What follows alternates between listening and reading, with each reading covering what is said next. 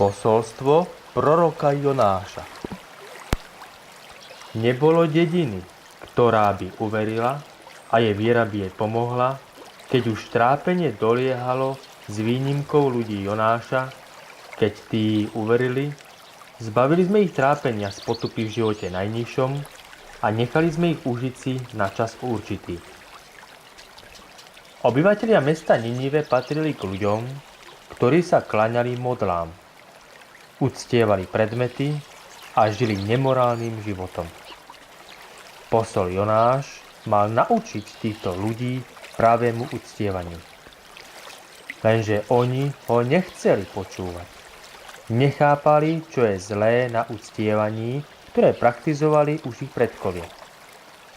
Nemienili sa vzdať svojho spôsobu života, a to napriek varovaniu, že ak nezmenia svoje zvyky, doľahne na nich Aláhov spravodlivý trest. Jonáš bol veľmi skľúčený. Opustil teda mesto a vtedy sa nebo sfarbilo do červena. Vyzeralo, ako by ho zachvátil požiar. Ľudia sa nalakali. Nechceli byť tými, ktorých zasiahne hnev Aláha. Viera v jediného pravého Boha, Aláha, im prenikla do srdca. Všetci sa zhromaždili na vrchu a začali prosiť Boha o odpustenie, o pomoc pred skazou. Ich prosebné výkriky sa ozývali do ďaleka. Bolo to úprimné pokánie. Ich srdcia boli plné viery a odovzdania sa. A tak Allah odpustil tomuto ľudu ich skazenosť a nevieru. Znova požehnal tento ľud. Všetci sa modlili za návrat Jonáša. Potrebovali, aby ich viedol. Ale Jonáš medzi tým nastúpil na malú loď. More bolo pokojné. Do plachiet sa opieral vietor. Prišla noc. A vtedy sa počasie prudko zmenilo. Strhla sa búrka. Vlny preskakovali cez palubu. Vietor nemilosrdne bičoval malú loď. Kapitán lode sa rozhodol odľahčiť loď. Najprv do vody prikázal nahádzať všetku batožinu. Nepomohlo to. A tak nariadil, aby ten, koho meno bude vylosované, skočil do mora. Bola to stará námornícka tradícia. Zvyk, ktorý mal upokojiť Boha morí. Začali losovať. Prvýkrát, druhý, tretí, ale vždy vylosovali meno Jonáša.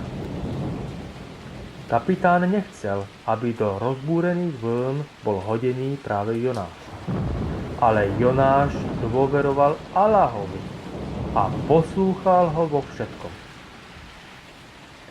Postavil sa na kraj lode. Všade bola tma.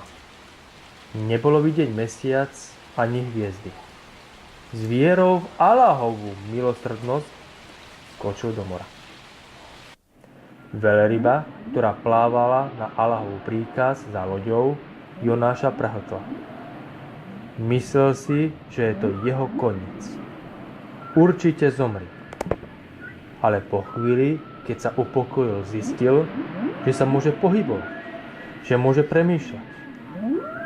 Začal sa modliť Aláhovi. Aj Zanúnovi sme pomohli, keď šiel rozhnevaný a myslel si, že proti nemu nič nezmôžeme. Potom však zavolal v temnotách. Niet Boha okrem teba. Svedčím o jedinečnosti tvojej a že sa ti nemá pripisovať to, čo nezodpovedá pravde. Ja som patril medzi krivdiacich. Jonáš sa naďalej modlil a opakoval toto volanie.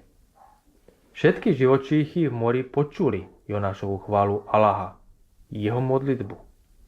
Všetci sa zhromaždili vedľa veľryby a začali ospevovať Aláha. Každá bytosť vo svojom jazyku.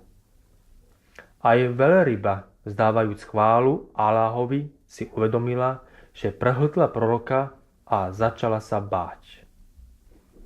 Povedala si však, prečo by som mala mať strach? Veď Allah mi nariadil, aby som ho prehltla.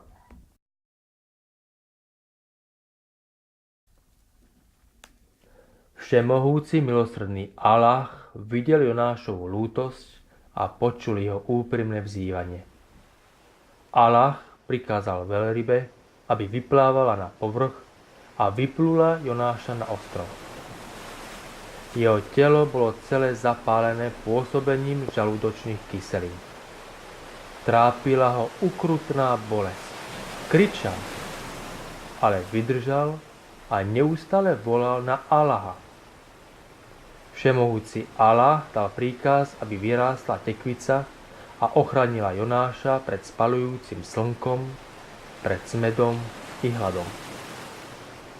Allah povedal Jonášovi, že keby sa k nemu zbúrka veľryby úpenlivo nemodlil, tak by ho tam nechal do súdneho dňa.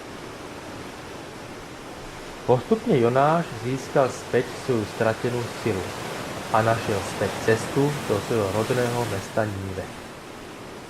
Bol prekvapený zmenami, ktoré sa tu odohrali. Obyvatelia uverili v jediného pravého Boha Allaha. Jonáš veru patril medzi poslov, keď utiekol na loď naloženú. Vrhol los a stal sa jedným z tých, ktorí boli porazení, a tak ho pohltila ryba a bolo mu to vyčítané. Nebyť toho, že patril medzi tých, ktorí svedčili o jedinečnosti Boha a že sa mu nemá pripisovať to, čo nezodpovedá pravde, bol by ostal v jej bruchu až do dňa, kedy budú skriesení. Chorého sme vrhli na miesto pusté a nechali sme nad ním vyrásť strom z tekvice okrúhlej. Poslali sme ho ku 100 000, alebo k ešte väčšiemu počtu. Tí uverili, preto sme ich nechali si užiť na čas určitý. Jonáš viedol obyvateľov mesta Ninive k uctievaniu milosrdného Allaha. Všetci sa pripojili k jeho chvále.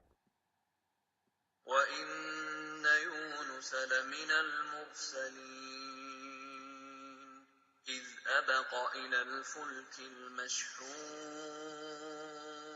فساهم فكان من المدحضين فالتقمه الحوت وهو مليم فلولا أنه كان من المسبحين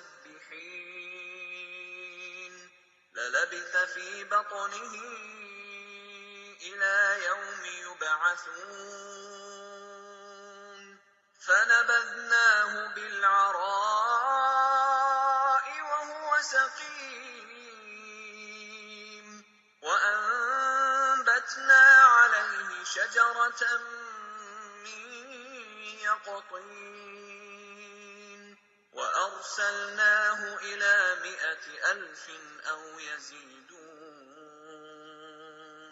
فآمنوا فمتعناهم إلى